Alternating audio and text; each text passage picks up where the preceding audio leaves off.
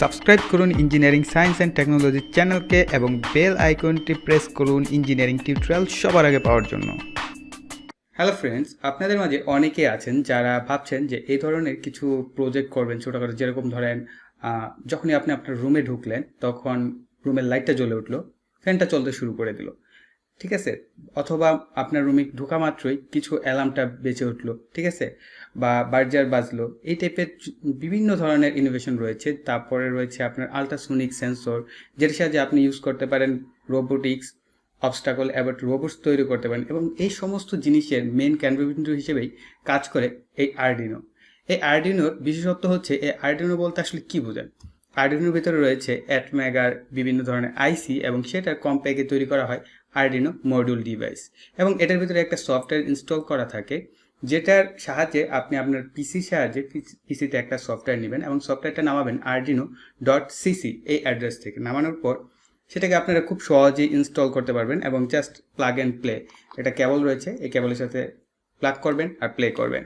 তবে এটা অপারেটিংয়ের জন্য আপনাদের লাগবে খুব ক্ষুদ্র পরিমাণে প্রোগ্রামিং সিয়ার নলেজ, যেটা একেবারেই খুব ক্ষুদ্র, যেটা কি বলে ক্লাস 5-এর স্টুডেন্টকে যদি বুঝিয়ে দেওয়া যায় খুব সহজে তারাও প্রোগ্রামিং করতে পারবে।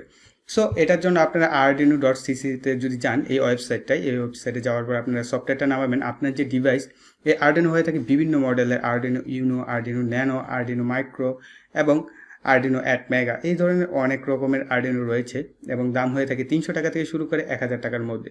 সো বুঝতেই পারছেন খুব সস্তার মধ্যে আপনার মাইক্রো কন্ট্রোলার ডিভাইস যদি আমরা সরাসরি ইউজ করতে যাই, ওই ক্ষেত্রে আমাদের লাগে বার্নার, বিভিন্ন ধরনের মডিউল এবং নিজেদের ইন্টারফেস করাতে হয়। আর এই আরডিনো যদি আপনি ইউজ করেন, তার জন্য আপনার কিছু এক্সট্রা বেনিফিট হচ্ছে, আপনি যদি বিশেষ কিছু ওয়েবসাইট রয়েছে অনলাইনে, সেখান থেকে যদি কিনেন, অথবা গুলিস্তান পাটাতুলি থেকেও কিনতে পারেন, সেখানে গেলে আপনারা সরাসরি মডিউল পাচ্ছেন। যেমন এলসিডি আমরা আগে বায়াসিং করে ইউজ করতাম, কিন্তু এই আরডিনো আসার পর আপনি এটা সরাসরি ইউজ করতে পারতেছেন মডিউলের সাহায্যে, এবং এই ব্যাপারগুলো খুবই ইজি এবং সিম্পল ব্যাপার।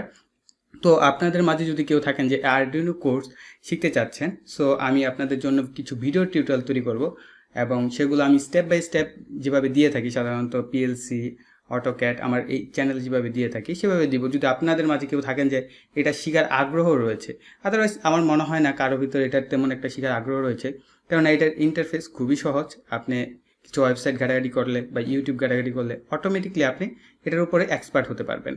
আর এটার আরও কিছু ব্যাপার হচ্ছে যে এটার ইনপুট আউটপুট মডিউলের ভিতরে কিছু অ্যানালগ ইন্টারফেস করানো যায়, অর্থাৎ সেন্সর।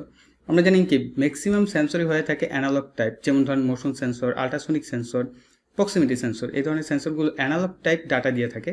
সো তার জন্য এই আরডিনোতে রয়েছে কিছু অ্যানালগ পিন, যেটা ইনপুট হিসেবে কাজ করতে পারে, এবং আউটপুট আপনি আপনার ইচ্ছা মতো ডিজিটাল এবং অ্যানালগ টাইপ দুইটা ইউজ করতে পারবেন। তো ব্যাপারটাই আসলে অন্যরকম। সো আপনারা যারা বিএসসির স্টুডেন্ট রয়েছেন বা ডিপ্লোমার স্টুডেন্ট রয়েছেন, চাচ্ছেন কিছু করে দেখাবেন, আপনার প্রজেক্ট রয়েছে, থিসিস রয়েছে, যারা এই সমস্ত কাজের জন্য আপনারা আরডিনো ইউজ করতে পারেন। এটা খুবই ইজি ইন্টারফেস, এবং আপনারা মাইক্রো কন্ট্রোলার থেকে আমার যেটা মনে হয় যে এটা ইউজ করা অনেক বেশি সহজ এবং অনেক সহজ ইউজার ডিফাইন এটা, ঠিক আছে। আপনারা এটা ইউজ করে দেখতে পারেন। সো ম্যাজিক্যাল থিংস, এটা আপনি এটার সাহায্যে জাদুকরি অনেক কিছুই করতে পারবেন। এটার উপরে হাজারো রকমের প্রজেক্ট রয়েছে ওয়েবসাইটগুলোতে, এবং জিপিএস ট্র্যাক ইউজ করতে পারেন আপনি এটার সাথে। চাইলে আপনি জিপিএস ইউজ করতে পারেন, জিএসএম ইউজ করতে পারেন, জিএসএম মডিউল ইন্টারফেস করতে পারেন। সো অনেক কিছু এই আরডিনো আপনি যদি ঘাটেন, অনেক হাজার হাজার প্রজেক্ট রয়েছে। সো এই ছিল আমাদের আজকের ভিডিও। আমার আজকের ভিডিওর মেন বিষয়টাই ছিল যে এটা, যে আপনাদের সাথে এই আরডিনোর পরিচয় করিয়ে দেওয়া, যে আসলে আরডিনোটা কি, কিভাবে কাজ করে, সেই সমস্ত বিষয় নিয়ে।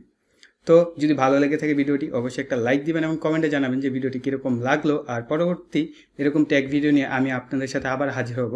তো এই বলে এখানেই বিদায় নিচ্ছি। ধন্যবাদ সবাইকে।